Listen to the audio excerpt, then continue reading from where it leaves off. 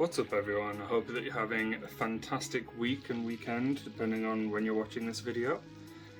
As I mentioned in our previous video on this channel, Gabby and I would like to kind of kick things off with a little mini-series on each of the snakes that we currently have in our collection. Give you a little bit of background information on them, tell you a little bit about their character and personality, and then move on to the plans that we have for breeding and pairing and how each of these snakes is going to fit into our long-term goals and what our long-term aspirations will be for each of these. So thank you for tuning in and stick around.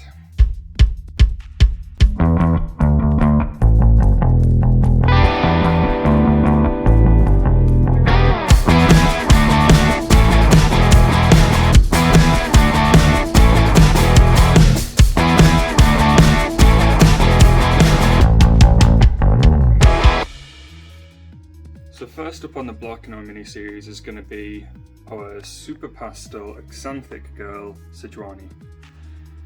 So there are several different lines of Axanthic, and again, if you watched our last video, Axanthic simply means that the yellow pigmentation in the snake is stripped back, leaving a lot more kind of silvers and blacks and a little bit of white on the animal.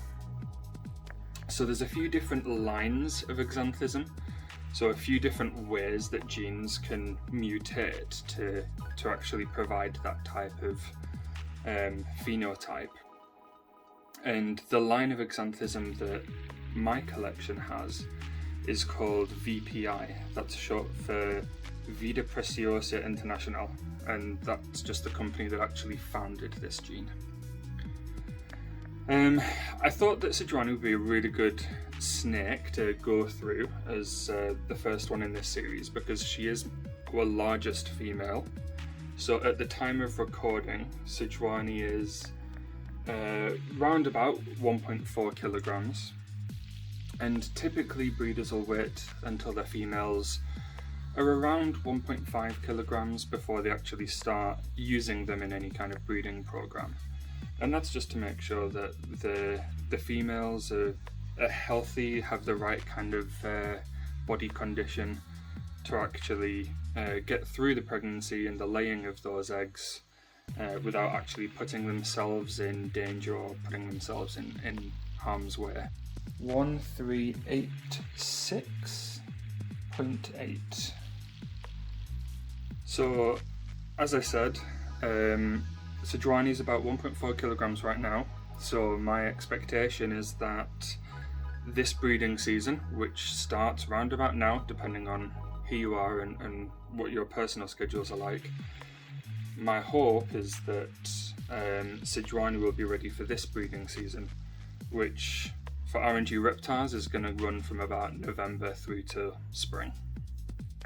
In addition to Sejuani simply being a really good feeder and having the right kind of weight, I also think she has a really uncanny knack for just being super photogenic, and she's got a gorgeous temperament as well, so I knew she wouldn't mind being on the camera too much. So Sejuani, unlike all of the other breeder snakes that we have in our collection, didn't actually come from what I would consider to be a kind of reputable breeder from Morph Market.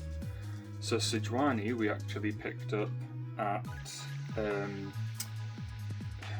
the only UK reptile convention, so the IHS, or International Herpetological Society show, which is held quarterly, and she was one of our first pickups, and being one of the first, I didn't have the right kind of discipline to make sure that I knew her, parentage, and I didn't ask for kind of the breeder records from the gentleman that I purchased her off.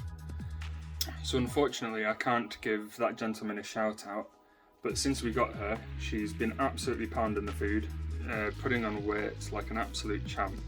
And as I say, hopefully she's going to be one of the first females that we have which actually goes for us. Now, Sejuani, as I mentioned, is a super pastel Axanthic royal python. The super pastel gene is often referred to as killer. That's just a bit of industry terminology. So if something's super pastel, it gets called killer. So she's a killer Axanthic. And that basically means that in her DNA, each chromosomes are in pairs, and it means that both chromosomes in the pair that hold the pastel gene have that in them, and it creates this super form, or this extra strong expression of that gene. Another term for both of the chromosomes having this gene is homozygous. The alternative, where only one of the two genes in the pair holds the gene, is referred to as heterozygous. And the Axanthic gene is a recessive one, and that actually just means that there is no visual or outward appearance or expression of that gene unless it is homozygous. So unless there is two copies of the gene present. And if there's only one copy, so if Sejuani was heterozygous, then she actually wouldn't have any outward expression of the black and white tendencies. She would just look like a normal or wild type royal python. So as I mentioned, the line of Axanthism that we are working with is called VPI, and the different lines are actually not compatible together with each other. So if I was to have one visual VPI, which I do, and I breed it to a visual Axanthic from a different line, then the offspring would actually all be normal and wild type royal pythons, and there would be no visual Axanthic offspring at all. The desire in working with Axanthics for me personally is a bit of a labour of love, because Axanthic royal pythons are not necessarily the most they're not the most sought after, they're not the most popular, they're not kind of the hot or in thing right now. It's just something that I personally really fell in love with. And the long-term goal of working with Axanthic animals is to produce something which is perfectly black and white, with a really amazing kind of contrast between the dark and the light. And that's where I'm hoping Sejuani is going to actually kind of take us towards. So whilst I have a visual Axanthic VPI male in my collection, he is not actually going to be Sejuani's boyfriend, certainly not this year anyway. My hope for Sejuani is to actually put her to a desert ghost male. Now, what desert ghost as a gene does is it simply brightens and boldens the kind of blacks and whites and silvers. Instead of being faded and having a little bit of kind of bleed together almost, it would just create that definition. There'd be a really clear, bold contrast between the blacks and the whites. Sorry. Sejuani is super curious what is going on. Say cheese. Now, desert ghost as a gene is also recessive. So if you remember, that means I need 2 copies of the gene to be present before there's a visual expression of the gene. Now what that means is I'm going to have to pair Sejuani with her boyfriend, her desert ghost boyfriend, and produce offspring. And then breed that group of offspring to another group of offspring which have the same genes. That'll be 1 copy of Axanthic and 1 copy of desert ghost, to try and get 2 copies of each into the eventual grandchildren of Sejuani. And it's a very long-term plan, so this isn't something that's going to happen anytime soon. As I say, it's going to be the 3rd generation, so Sejuani's grandkids, that will hopefully have this visual expression of both genes. And there's a couple of other things which we can do, another couple of genes which we can kind of add into the mixing pot, which will promote the expression of pure blacks and whites, and actually a couple of examples of those genes would be Pastel, which Sejuani already holds, Fire, which my Desert Ghost male holds, as well as Clown, which doesn't change the colour but changes the pattern and just takes us that extra step forward towards a really brilliant, clear definition of blacks and whites. For any non-snake enthusiasts that might be watching this video, there's one really famous royal python which is actually really difficult not to find if you actually look for it. And the name of that royal python is called the Stormtrooper python. And the Stormtrooper is an Axanthic royal python which was produced by a company called JD Constriction. And the exact genes in the Stormtrooper are not known, other than the fact that it is a line of Axanthism. A different line than VPI, so it's not the same as Sejuani here, but it is a brilliant and gorgeous pure black and white royal python. And is just one of the few animals that really inspired me to take this journey and go down this avenue. A second example of a gorgeous black and white snake would be a snake that was produced by Justin Kabilka at Canova. And he produced a triple recessive visual Axanthic clown desert ghost just within the last year. And my goodness, it knocked my socks off when I saw it. It was so beautiful. So I know that kind of pursuing this project is nothing new, and it's not going to be anything groundbreaking, but as I mentioned at the start of this video, it really is just a labour of love. It's something which I personally want to get. And not to mention the fact that actually there's nowhere that I would be able to afford that snake. It's so expensive. We're talking like 5 figures easy.